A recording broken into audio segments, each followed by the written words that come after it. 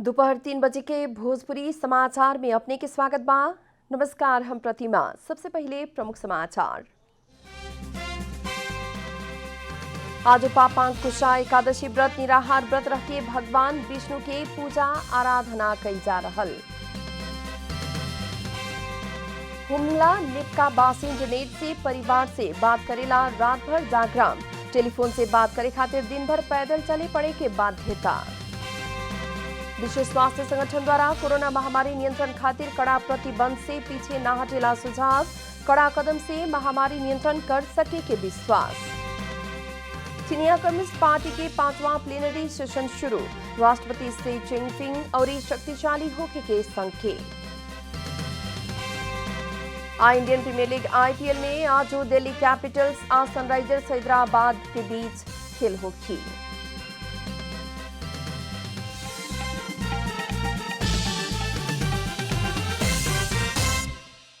अब पूरा समाचार। आज पापांकुशा एकादशी अर्थात विजयादशमी के बिहान भेल सब किसिम के पाप से छुटकारा मिलेला निराहार व्रत सही के चलन बाटे। आश्विन महीना के नवरात्र या विजयदशमी के बाद पापांकुशा एकादशी पड़ेला। आश्विन महीना के शुक्ल पक्ष के एकादशी के पापांकुशा एकादशी कहल जाला। पापांकुशा एकादशी व्रत के सभी किस्म के पाप से मुक्ति मिले के पर्व के रूप में मानल जाला। पाप रूपी हाथी के पापांकुश रूपी व्रत से बांधला के कारण ही ई एकादशी पर्व के पापांकुशा एकादशी कहल किंवदंती बाटे। आज के दिन निराहार व्रत रह के भगवान विष्णु के आराधना करके सद्गुण प्राप्त होखे के धार्मिक विश्वास बाटे। पिछला 24 घंटा में काठमांडू उपत्यका में 3 से 80 महिला और 5 से 15 पुरुष करके कुल 8 से 95 कोरोना संक्रमित बढ़ल बाटे लोग। काठमांडू में ही अभी तक 18,374 सक्रिय कोरोना वायरस के संक्रमित बाटे तो 198 जने के मृत्यु भइल बाटे। वही लेखा भक्तपुर में अभी तक 1,435 जने सक्रिय संक्रमित बा तो 57 जने के मृत्यु हो चुकल बा। ललितपुर में 2,520 सक्रिय संक्रमित बा तो अभी तक 55 जने के संक्रमण से मृत्यु भइल बा। सोमवार के काठमांडू में 1,535 जने संक्रमित भइल बा। शनिचर के काठमांडू उपत्यका में 1,110 कोरोना वायरस संक्रमित बढ़ल बाटे। काठमांडू में 10,501 होम आइसोलेशन में बा तो भक्तपुर में 1,791 और ललितपुर में 2,495 जने होम आइसोलेशन में बाटे लोग। भारतीय स्थल सेना प्रमुख मनोज मुकुंद नरवाने के नेपाल भ्रमण के मिति तय भइल बाटे। नेपाल से छलफल न करके भारत सेना प्रमुख नरवाने के नेपाल भ्रमण के कार्तिक 19 गते खातिर मिति तय कइल गेल बा। नरवाने 3 दिन के नेपाल भ्रमण खातिर आवे लागल बड़न। नेपाल और भारत बीच के सीमा विवाद बढ़ला बाद पहिलका बार भारतीय पक्ष से इस स्तर के भ्रमण होखे लागल है। भारतीय सेना प्रमुख के भ्रमण के क्रम में सीमा विवाद के विषय में भी अनौपचारिक तरीका से बातचीत होके के आशा कल गेल बा। नेपाल और भारत दोनों देश के सेना प्रमुख के एक दूसरा के देश में मानार्थ सेनापति के सम्मान करे के चलन बाटे। ओ खातिर नरवाने नेपाल आवे लागल बतावल गेल है। हुमला चखेली 5 नेपका के स्थानीय वासी इंटरनेट से परिवार से बात करे खातिर रात भर जागराम बैठेला लोग। गांव में टेलीकॉम सेवा ना भइला से यहाँ के स्थानीय वासी परिवार सब से बातचीत करेला रात भर जाग के रहेला मजबूर बाड़न सन। जिला बाहर गईल परिवार से बात करे खातिर गांव में टेलीफोन सेवा ना भइला से इंटरनेट से बातचीत करेला समस्या भइल स्थानीय के शिकायत बाटे। टेलीफोन से बात करे खातिर एक दिन भर पैदल गांवपालिका केंद्र पुगे पड़े के बाध्यता बा। वर्ल्डिंग के सेवा में भी समय समय में समस्या आ रहल। दोपहर सोलर चार्ज भइला बाद ही इंटरनेट चलावे के मिल रहल कह के स्थानीय के कहना बाटे। ई गांव में टेलीफोन सेवा विस्तार खातिर संबंधित निकाय में बहुते बार कहला पर भी सुनवाई ना भइला बाद स्थानीय निराश भइल बाड़न सन। विश्व स्वास्थ्य संगठन कोरोना महामारी नियंत्रण खातिर सरकार सबके कड़ा प्रतिबंध लगावेला पीछे ना हटेला सुझाव दिले बा। संक्रमण बढ़ला कारण ई विरुद्ध कड़ा कदम सब उठौला पर महामारी नियंत्रण कर सके के WHO के विश्वास बा। लेकिन वायरस नियंत्रण खातिर आवश्यक पड़े वाला कड़ा प्रतिबंध के नियम सब पालना करेला सरकार सब तैयार होके पड़े के कहत सचेत करौले बा। डब्ल्यूएचओ के महानिर्देशक टेड्रोस एड्हानोम घेब्रेयेसस कोरोना वायरस विरुद्ध के लड़ाई देश सबसे छोड़े के ना सके के बतौले बाड़न। डब्ल्यूएचओ अभी के ही अवस्था में अगर सभी केहू सामाजिक दूरी कायम रखी, मास्क लगाई, घर से ही काम कैला पर पूर्ण रूप में लॉकडाउन कैल जरूरी ना भइल बतावल गेल बा। भोजपुरी समाचार में आप छोट विश्राम।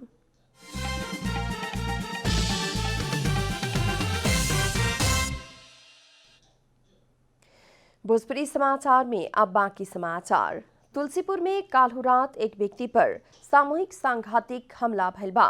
तुलसीपुर उपमहानगरपालिका वार्ड नंबर 11 नवलपुर निवासी 45 वर्ष के कुमार बिका पर सांघातिक हमला भइल है।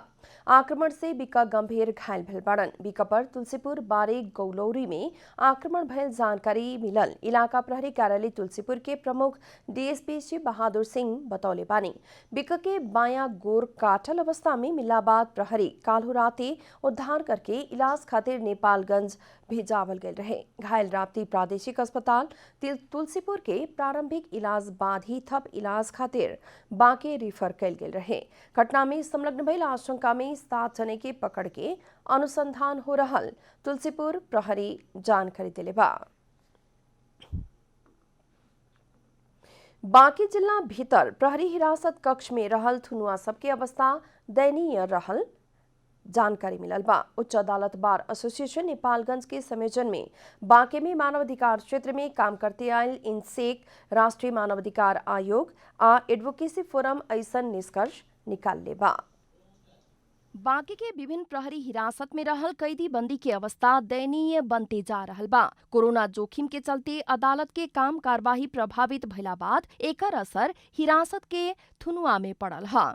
केही विषयहरू चाहिँ भौतिक पक्षले पनि अप्ठ्यारो पारेको र कोभिडको कारणले खानपिनलाई पनि केही समस्या पारेको, सहज रूपमा खानपानलाई जसरी पहिला गर्न सकिन्थ्यो त्यो पर्याप्तता नभएको र कैदीलाई राख्दाखेरि भौतिक संरचना नभएको कारणले आएको मान्छेलाई सुरुमा राख्दा परीक्षण गर्नु पर्यो र अरू परीक्षण भएकालाई सँगै मिलाएर राख्दाखेरि यो चाहिँ अहिले समस्यामा देखिएको अवस्था रहेको छ भने केही कुराहरू बयान गर्ने सन्दर्भमा पनि अलिकति उहाँहरूले चाहिँ जुन उजुरीमुखी भएको जस्तो पनि अहिले सुरुको अवस्थामा हामी पाएका छौँ।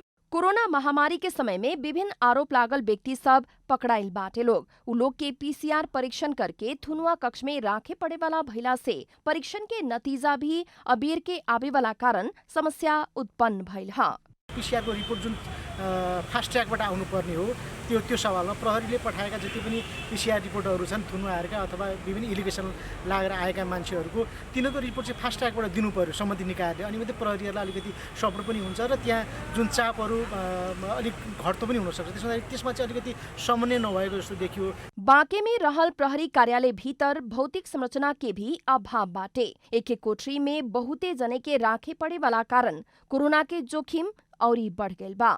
यो लोड हेरेर यहाँको चाहिँ इलाकाको र जिल्लाको लोड हेर्दाखेरि रहेका चाहिँ 4वटा कोठा यहाँको कोठाहरू साह्रै चाहिँ सानो देखियो। त्यसमा चाहिँ अलिकति यो सम्बन्धित निकायले यसमा ध्यान दिनु पर्ने देखिन्छ। अरू कुरा चाहिँ जिल्लाबाट यहाँ चाहिँ इलाकामा त्यो कुरा आएर जिल्लामा चाहिँ अलिकति बयान गराउँदाखेरि पढेर नसुनाइने पढ्न नदिने लगायतका चाहिँ कैदीहरूले चाहिँ एउटा लॉकडाउन के समय में बांके में बहुते फरार लोग के पकड़ल गइल बा। बांके से रविंद्र सिंह ठकुरी के रिपोर्ट। नेपाल में कोविड संक्रमण कम करे खातिर कल गए लॉकडाउन से पहले बंद सभा हल में हो रहल योग साधना अभी खुला जगह में हो रहल बा। खुला ठाव में संक्रमण के जोखिम कम होखे वाला भइला से नवलपुर में सड़क पर ही योगाभ्यास करे के ठाव बनल बा। रोग लाग के इलाज करे से भी रोग लागे ना देहल निमन बाथा कहे वाला कहनाम विश्वव्यापी है। अभी के विश्व परिवेश में रोग आ संक्रमण से जोग सके के चुनौती भी बाटे, लेकिन रोग के नियंत्रण करे खातिर योग, ध्यान, व्यायाम, प्राणायाम लगायत के शारीरिक आ आध्यात्मिक अभ्यास के क्रियाकलाप से महत्वपूर्ण भूमिका खेले के योगा के साधक सब बतावेलन। यो कोरोना संक्रमणले व्यापकता लिएको अवस्थामा योग त झन् बहुत महत्त्वपूर्ण छ। जसरी बिहान बेलुका हामीले भोजन गर्छौँ त्यही किसिमबाट दिनमा योग नगरिकन सुख छैन। योग गर्नैपर्छ। यो गरियो भने हामीलाई संक्रमण पनि कम हुन सक्छ, लाग्दैन पनि। भने जसरी हामी भोजन गर्छौँ त्यही किसिमबाट योग गर्न अनिवार्य छ। सामाजिक दूरी कायम करत कावासोती के ओम शांति टोला के सड़क में ही योगा साधना के नियमित क्रियाकलाप होखेला। घरको आइसोलेसनमा गइसकेपछि मैले चाहिँ 23 दिनसम्म त्यहाँ अभ्यास गरेँ योगाभ्यास। यसले चाहिँ शरीरलाई निकै तन्दुरुस्त राख्दो रहेछ।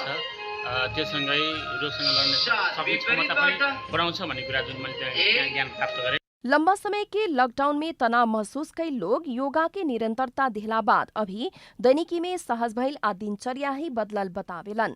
विश्व ही प्रभावित करे किस्म से देखा पड़ल कोरोना महामारी से नेपाली जनजीवन में भी असर पड़ला पर भी मानसिक तनाव कम करे के, शारीरिक तंदुरुस्ती रहे के, स्वास्थ्य आ सर सफाई में ध्यान पुगावे जैसन सचेतना में वृद्धि भइल बा। नवलपुर से खगेंद्र पराजुली की रिपोर्ट। अब आर्थिक समाचार।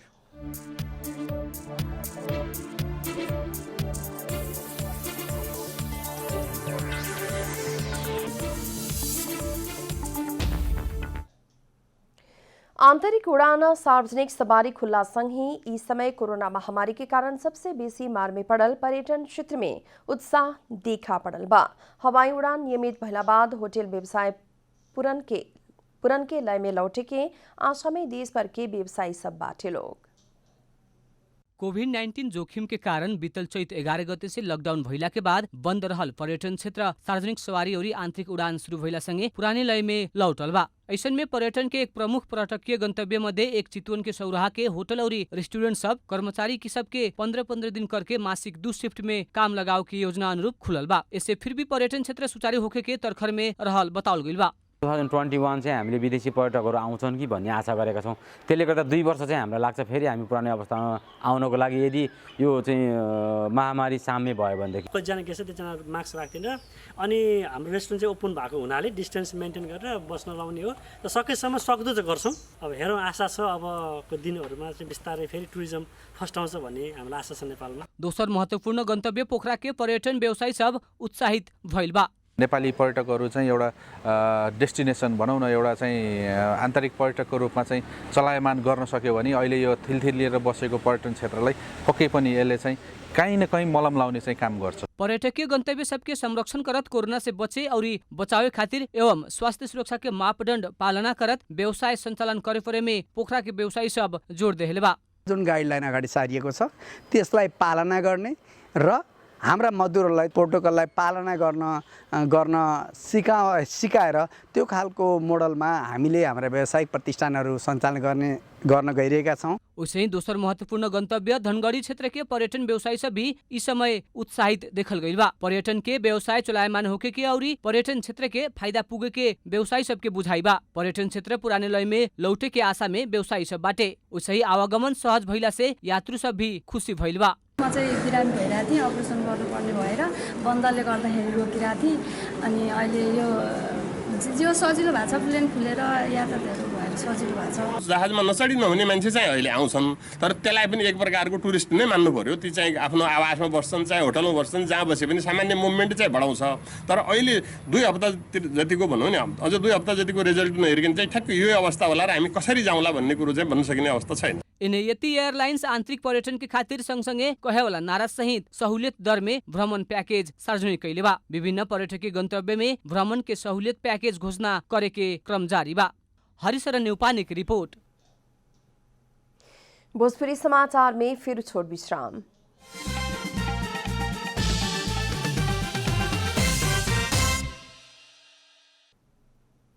आप खेलकूद समाचार।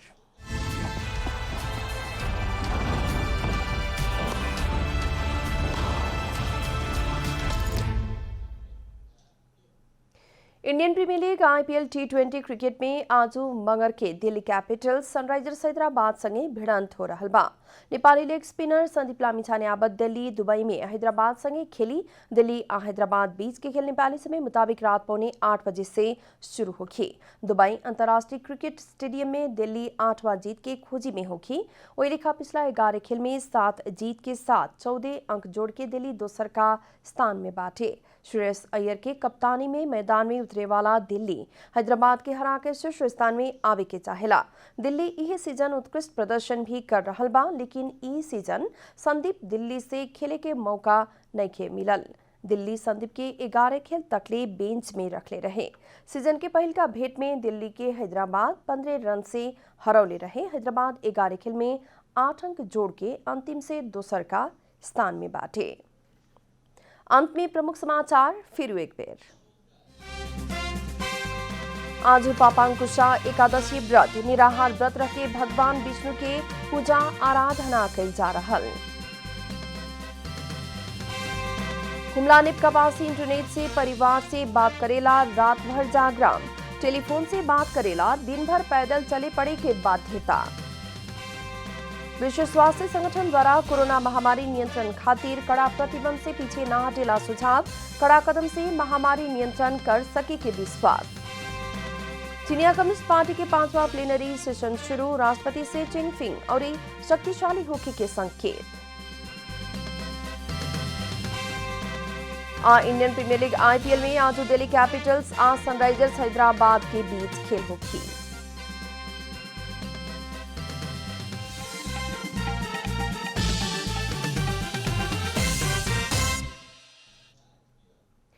भोजपुरी समाचार अभी खातिर इतना ही। जनता द्वारा जनता खातिर प्रसारित जनता टेलीविजन के कार्यक्रम सब अपने YouTube, ट्विटर, फेसबुक हमने के वेबसाइट जनतासमाचार.com में भी पढ़ आ देख सकतानी। सूचना में अपने के सहभागिता, समय में समाचार हमनी के प्रतिबद्धता। नमस्कार।